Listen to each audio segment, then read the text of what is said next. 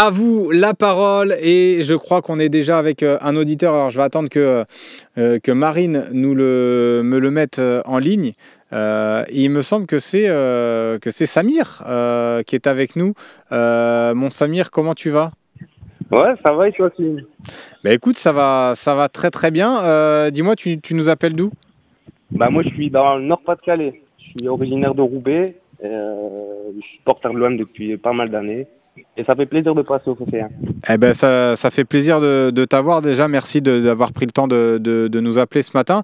Déjà, je tiens à te dire que tu as un très beau prénom parce que c'est le prénom c'est le prénom de mon papa et d'un de mes meilleurs amis. Donc c'est magnifique. Mais en tout cas et de Samir aussi, Daoud qui est souvent sur le Phocéen. Donc comme quoi et de Samir Nasri aussi. Donc comme quoi c'est un prénom qui réussit bien. Tu voulais réagir sur quoi toi ce matin, mon Samir? Bah alors moi j'ai appelé un peu tôt. Tu as un peu évoqué le sujet. C'est un peu pour parler du talk d'hier un sujet qui a été évoqué hier sur le talk. Il disait que c'était un peu anecdotique ce dernier match contre Rennes et la deuxième place. Et moi je voulais dire que pas du tout, justement, il faut préparer le trophée des champions et ça pourrait être un premier trophée depuis 2010. Exactement. Et si on mise sur de la continuité pour le futur projet, ça pourrait être un très beau tremplin pour le club et poser des bonnes fondations pour la saison prochaine. Ouais, non, mais c'est sûr que c'est ce que je disais, mais oui, comme tu as appelé tôt, peut-être que tu t'avais anticipé un petit peu. Alors, je sais pas ce qui s'est dit sur le talk hier, je vous cache pas, je te cache pas, j'ai pas regardé. Non, il parlait même de faire tourner un peu l'effectif, etc. Enfin, moi, je suis pas trop d'accord là-dessus. Vraiment, le trophée des champions, ça peut être un premier trophée depuis 2010 et moi, je crache pas dessus, clairement. Ah ouais, non, mais c'est clair. Après, même si bon, on sait que ça sera compliqué parce qu'on en avait joué un il y a quelques saisons là avec Payet là, c'était au Stade Bollaert. Il avait marqué Payet. Je sais plus c'était quelle année exactement, mais on avait perdu contre le PSG au Trophée des Champions. Mais c'est vrai que non, c'est clair que quand on avait fini deuxième d'ailleurs la saison Covid avec Villas-Boas, après on avait joué le Trophée des Champions contre le Paris Saint-Germain. Après, notre effectif, il a bien changé quand même. Hein. Donc, oui. Il y a pas mal d'expérience qui est arrivée. Donc là, moi, j'y crois vraiment. Non, mais c'est clair que c'est une voie royale pour jouer un titre. Et je pense qu'on peut pas se permettre, nous, comme tu le disais, depuis des années. Alors, tu as dit depuis 2010, mais je crois qu'on a quand même gagné une Coupe de la Ligue en 2012 contre Lyon, si je dis pas de bêtises. Donc, depuis 2012, on n'a plus gagné de trophée. Donc, c'est quand même... on peut pas se permettre de cracher dessus. Donc non, c'est sûr que moi, c'est important. J'ai vraiment envie qu'on termine deuxième. Alors, je vais pas te dire que si on termine troisième, je vais sauter du 7e étage du Vélodrome en panique. Mais non, mais on se comprend. Mais franchement, c'est hyper important pour la suite de la saison. Et ça viendra aussi récompenser, je sais pas ce que tu en penses aussi, mais la saison de l'OM. Et tu peux me dire, toi, un petit peu ton regard sur cette saison. Moi, mon regard sur la saison, c'était compliqué. Il y a eu des gros hauts, des bas. À un moment, on n'y croyait plus trop. Mais t'as l'impression que c'est le club. En fait, on est comme ça depuis tout le temps. Quand ça va bien, on n'aime pas que ça aille bien. Donc, il faut qu'on retombe un peu dans nos travers pour remonter d'un coup et avoir une petite dose d'adrénaline. C'est un peu dérangeant et c'est excitant en même temps, mais j'aurais préféré qu'on soit deuxième depuis belle lurette et être tranquille depuis déjà 2 ou 3 matchs. Mais bon, c'est sûr. C'est pas dans notre ADN. Non, mais c'est sûr qu'on s'est fait un peu peur là sur la fin. Même tu regardes jusqu'au match du Havre, hein, à 1-1, tu te dis c'est pas possible quoi, cette saison. Mais comme quoi, des fois, c'est limite plus beau parce que les émotions que tu vis là sur le but de Greenwood. Alors, je sais pas ce que tu faisais ou t'étais. Je me permets, hein, moi, je suis descendu vite fait pour voir OM Lens là avec mon neveu qui a 6 ans. Et ouais, tu fais 1000 bornes pour voir une défaite où on n'a pas trop envie, où on met pas tous les ingrédients. Ouais, c'est un peu gênant, mais bon, ça fait partie du jeu. Et voilà, c'est le petit coup de gueule. Ouais, mais plutôt confiant, toi, du coup, pour le match contre Rennes? Ouais, clairement, si on prend pas ça au-dessus de la tête, je pense que c'est clairement jouable. Ouais. Après, on va retrouver Koné en face, etc. J'espère qu'il va pas qui va pas nous décevoir et dire qu'on l'a pas vendu pour rien, quoi. Enfin, ouais. Après Koné, ouais, et puis j'espère surtout que Brassier va nous faire du Brassier, quoi. Parce que s'il se met à être intraitable dans tous les duels, à avoir une qualité de relance, alors ça, je doute, parce que les matchs que j'ai vus de lui à Rennes, c'est toujours aussi fébrile et aussi faible, mais après Bay lui demande pas non plus les mêmes choses que De Zerbi, mais bon, on verra ce match, mais je suis plutôt comme toi aussi un peu plutôt confiant. En tout cas, merci beaucoup Samir d'être venu dans le Homo Café. Rapidement de Benacer, je voulais. Vas-y. Je trouve qu'on lui tombe facilement dessus et qu'on manque de patience parce que depuis Payet, c'est le seul joueur à son prime en termes d'âge qui a fait des pieds et des mains pour revenir à l'OM, et je trouve que ça fait tous à son honneur, et rien que pour ça on doit lui donner un peu de patience et attendre la saison prochaine avant de lui tomber dessus réellement. Ouais, non, c'est clair. En plus, il est venu un peu blessé. Il a une saison, un début de saison déjà tronqué par les blessures. Il s'est reblessé pas mal de fois. Je pense qu'avec une prépa pleine, je pense que ça peut vraiment être quelque chose de costaud. Et je suis comme toi, moi, j'attends de voir aussi la saison prochaine, comme je te dis, avec une belle prépa, ce qu'il peut donner avant de vraiment le juger, notre ami Benacer, parce que moi, je suis très content de sa venue. Un peu déçu, évidemment, de ses prestations, qui n'ont pas été forcément à la hauteur des attentes, mais je pense qu'il faut être encore patient, et tu as raison, ton message est plein de bon sens, Samir. Merci beaucoup, en tout cas. Ils sont tellement rares, ces joueurs qui veulent revenir à l'OM en étant jeunes et pas en ayant la trentaine, etc. Donc, c'est vrai. C'est pas négligeable. C'est vrai. T'as raison Samir. En tout cas, merci beaucoup. Merci beaucoup mon Samir, c'était un vrai plaisir d'échanger avec toi. N'hésite pas à rappeler, alors ça sera sûrement l'année prochaine, mais n'hésite pas à rappeler dans les OM au Café. Et on va passer à l'auditeur suivant. Je vais attendre que Marine me le mette en ligne, évidemment. On va pas mettre la pression à Marine, mais on va prendre quelques messages. Tiens, Charlie Goyer qui dit va falloir qu'il se réveille, notre ami Benacer. Oui, il faudra qu'il se réveille. Mais bon.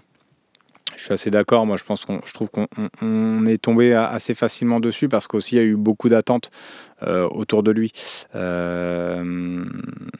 Tiens, ça sera. Je crois que je suis en ligne avec Lucas. Je crois que j'ai jamais eu en ligne, tout comme Samir, c'était la première fois, et ça sera la première aussi de notre Lucas national.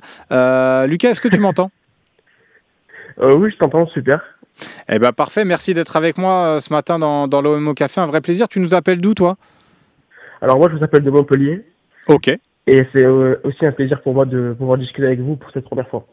Eh ben c'est un plaisir partagé. On est là pour passer un bon moment ensemble. De toute façon, après on fera le petit quiz. T'es le dernier auditeur, donc t'as quartier libre si tu veux. Donc tu peux nous dire ce que tu veux. Tu voulais réagir sur quoi, toi, ce matin, Lucas?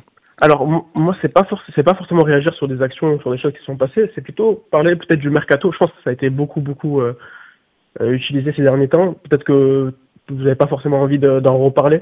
Si, vas-y. Ok, en gros, moi, ce que je disais, c'est par rapport au mercato. Donc là, évidemment, on a la chance de pouvoir participer à la Ligue des Champions donc la saison prochaine. Et pour moi, ça serait intéressant de commencer vraiment du côté de la direction à lancer évidemment ces recherches. Alors par rapport à ça, moi j'ai beaucoup de noms qui me viennent en tête. Je sais pas si toi aussi, si les viewers aussi auront les mêmes idées que moi. Mais je trouve déjà que en termes de recrues à aller chercher, je trouve que Laporte en soi, c'est vraiment un pari risqué. Je sais pas ce que tu en penses toi déjà.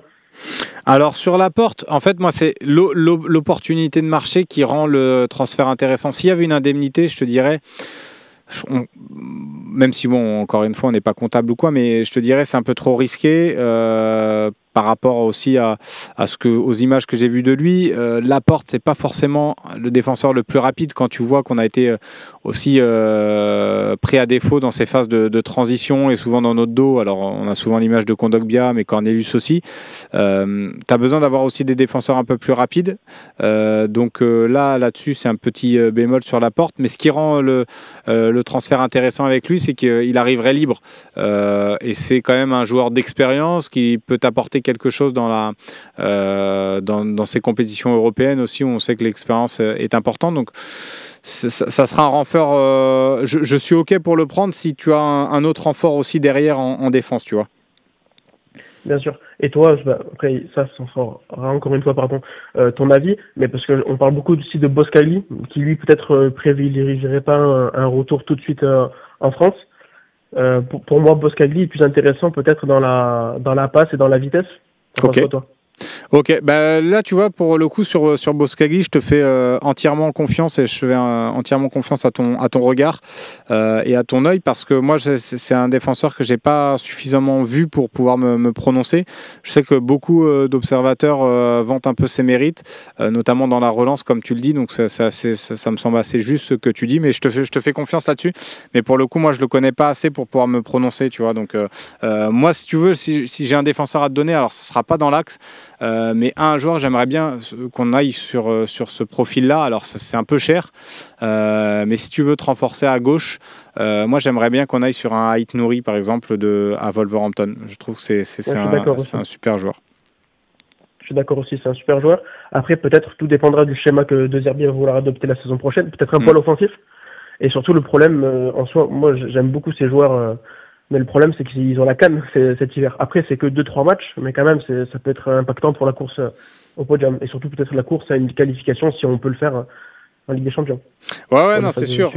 C'est sûr que faudra réfléchir à ça. Il faudra pas faire comme la saison passée où on avait recruté je sais plus combien de canistes. Il faudra faire attention évidemment à cet aspect-là. Et il y a, je vois beaucoup qui me dit Ait Nouri c'est très cher.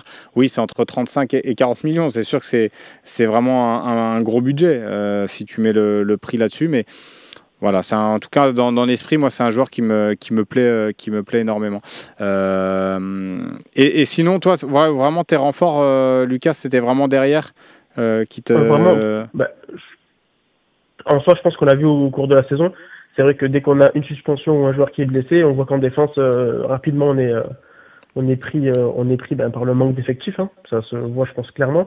Après, évidemment, la défense, il va falloir améliorer ça. Pourquoi? Parce qu'on voit qu'on n'est pas l'une des meilleures défenses de Ligue 1, ce qui fait peur. Après, en soi, on a un système avec des arbitres qui fait qu'on est souvent projeté vers l'avant.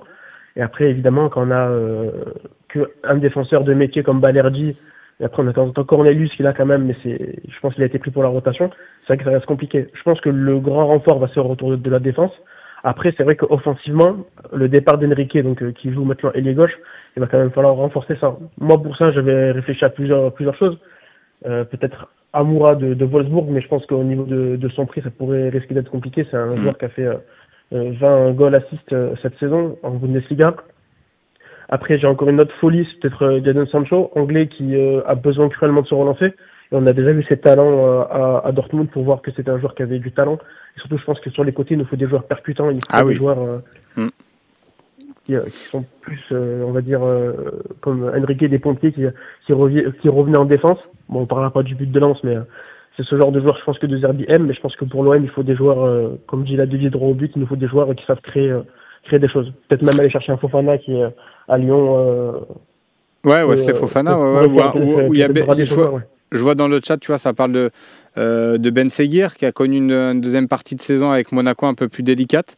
Moi, tu vois, c'est un profil, j'aimerais bien aller le chercher. Je sais qu'en plus, il vient souvent au Vélodrome, donc je pense qu'il a quand même une certaine attache avec l'OM. Je me dis pourquoi pas, mais c'est vrai que dans le profil Jadon Sancho, je prends tout de suite. Hein. C'est sûr que si tu arrives à le faire, après moi je me dis pourquoi s'interdire des choses? Je veux dire, on a vu que Pablo Longoria et Mehdi Benati ont réussi à faire de sacrés coups sur ce mercato. Avec des Rabiot, on n'aurait jamais imaginé voir un Rabiot débarquer. Donc après, je pense que des Jadon Sancho, ils ont quand même d'autres aspirations.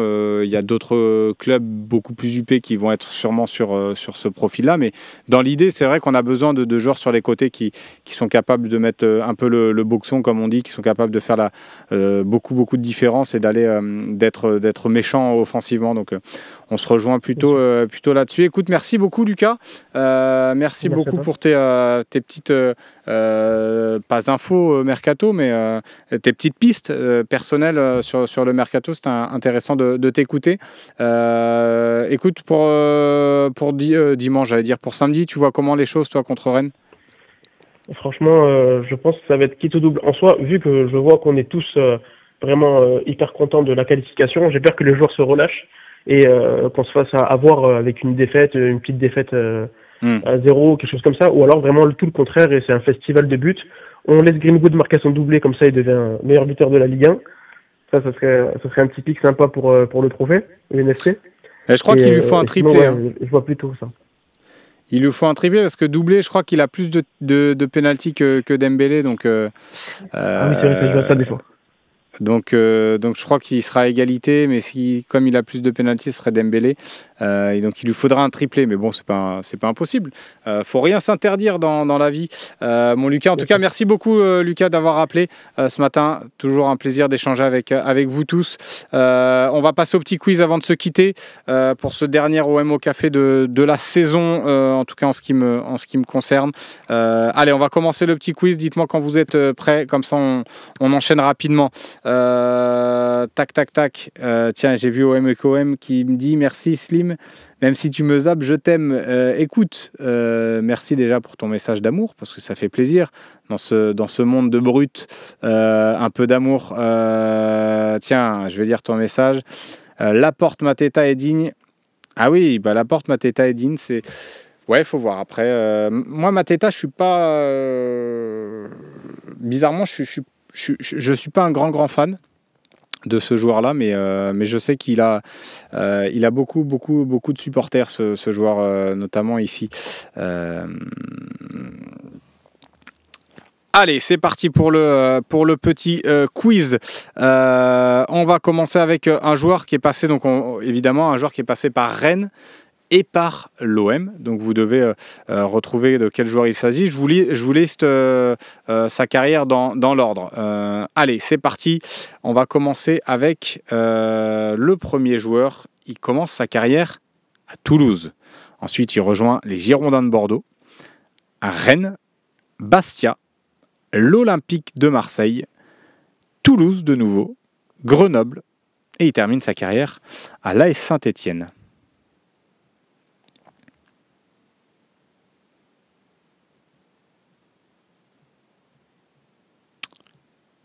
Il y a des bonnes réponses. Pour ceux qui l'écoutent, en podcast, on va attendre un petit peu pour qu'ils aient le temps de réfléchir. Écoutez, le premier à l'avoir trouvé, je vais vous le dire dans notre chat, c'est notre ami Nico Helmut. Bravo à toi. Ah non, je crois qu'il y a Igo Homme, il s'était trompé. Il a mis un D à la fin, mais c'est bien Laurent Batles qu'il fallait trouver et non pas Stéphane Mbia, comme l'a dit Chak Touchak, ni Ben Arfa. BZH Paille, c'est pas possible ça, Ben Arfa. Bravo à tous ceux qui l'ont trouvé. Ce n'est pas Pagis non plus, ni Kazri. Bravo en tout cas pour Laurent Batles. On va passer au joueur suivant. Il commence sa carrière à Cannes, puis rejoint Amiens, Valenciennes. De Valenciennes, il vient à l'Olympique de Marseille, le Stade Rennais, le Betis Séville, Getafe, Alcorcón, Martigues et Istres. Wow, vous êtes bon. Vous êtes très bon, surtout Michel Azana Vinicius, j'adore ton pseudo. Bravo, et Snorky du futur qui l'a également sur YouTube. Bien joué les gars, bien joué parce que je pensais pas que vous le trouveriez si facilement. Vous êtes hyper rapide. Bravo à Dylan Tremblay également, qui est notre stagiaire en ce moment, et qui aura la chance d'ailleurs d'assister à la conférence de presse de Mason Greenwood tout à l'heure avec Roberto De Zerbi. Et oui, Dylan Tremblay a la chance, et pas vous les mecs dans le chat. Et oui, fallait faire un stage au Phocéen. Non mais écoutez, bravo à tous ceux qui l'ont trouvé. Le majeur également, Kadir, c'était bien Foued Kadir, qu'on n'aura pas laissé un gros souvenir à l'OM. Mais bon. Allez, le dernier, il va être un peu plus facile alors j'imagine, parce que je ne pensais pas que Foued Kadir, vous alliez le trouver aussi facilement. Il commence sa carrière au Stade Rennais, il rejoint tout de suite l'Olympique de Marseille, puis le FC Sochaux-Montbéliard. Il s'en va en Turquie à Sivasspor, puis il revient en France à Bastia. Il fait le grand saut, il va en Chine à Wianzal FC, puis à Sydney, à Mariners, et il termine sa carrière dans l'inconnu le plus total, Sénart, à Sénart-Moissy. De qui il s'agit? Ou j'ai de la bonne réponse. Ou j'ai de la bonne réponse et ça me fait plaisir. Ça fait plaisir. Bibi, ou connaître la personne des accréditations. Exactement. Non, Nico Amskas, il ne posera pas de questions. Notre ami Dylan, il ne pourra pas. Il n'a pas l'autorisation. Malheureusement pour lui, c'est dommage parce que je pense qu'il serait pertinent, mais c'est comme ça. C'est comme ça. Bravo en tout cas à Charlie Goyard qui avait trouvé Jacques Fati, assaut du 83-13 qui avait mis Fanny. Non, c'est Fati, à moins que tu te sois trompé de lettre entre le N et le T. Loïc Lucho, Fati Batosset, Fati LKS, Fati. Bravo. Vous étiez nombreux à l'avoir trouvé, donc vous avez été plutôt bon dans ce chat sur Fati. Vincent Bonnetin l'avait également, Fati sur YouTube. Je crois que c'est le seul à l'avoir trouvé d'ailleurs, le Fati. Bravo. Bravo en tout cas. Alors pour le petit programme, j'ai vu, il y en a beaucoup qui sont inquiets. J'ai dit dernière OM au café. Il y en aura un évidemment lundi. Il y aura les grilles lundi soir. Et puis normalement, ça sera une petite coupure de nos émissions. On va voir après, en fonction aussi de vos envies. J'ai l'impression qu'il y en a certains qui ont envie qu'on continue, on verra. Ça sera une discussion en interne, en fonction des émissions aussi, en fonction aussi des vacances de chacun. Donc voilà, en tout cas, il y aura l'OM au café lundi. On sera au rendez-vous de toute façon pour les 4 heures de direct ce samedi. Mais voilà, en tout cas, si on ne se revoit pas, je voulais vous remercier. À tous ceux qui ont participé aux émissions dans le chat. Merci à tous ceux qui m'ont accompagné dans les différentes émissions OM au café. Merci au chat YouTube, au chat Twitch. Merci à tous ceux qui m'ont envoyé des mots gentils. Ça m'a toujours fait plaisir. Merci du fond du cœur pour cette saison. Puis on se dit quand même à samedi pour fêter ça tous ensemble. Passez une très belle journée en attendant sur le Phocéen. Et notez la conférence de presse tout à l'heure de l'Olympique de Marseille, la dernière de la saison, avec Mason Greenwood, on l'espère, meilleur buteur de la saison olympienne, et Roberto De Zerbi. Et on se dit à demain. Ciao.